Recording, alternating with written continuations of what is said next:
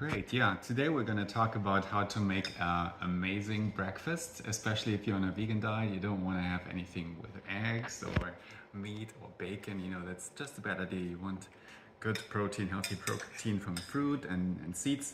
So you start with a fruit base. Today my pear wasn't ripe yet, so I used some apple and some banana as a base, chopped it up a little bit.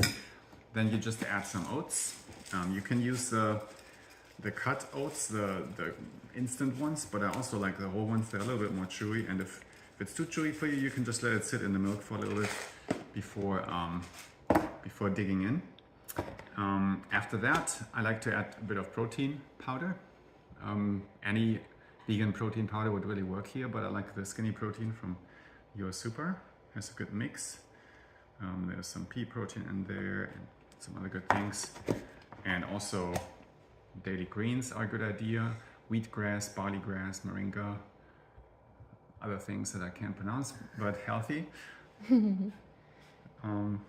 Mix that in, and I am currently out of my chocolate mushroom powder, so I'm replacing it with some cacao powder, which is also very good, just to have a little bit of a chocolate taste in there. It's also very good to do.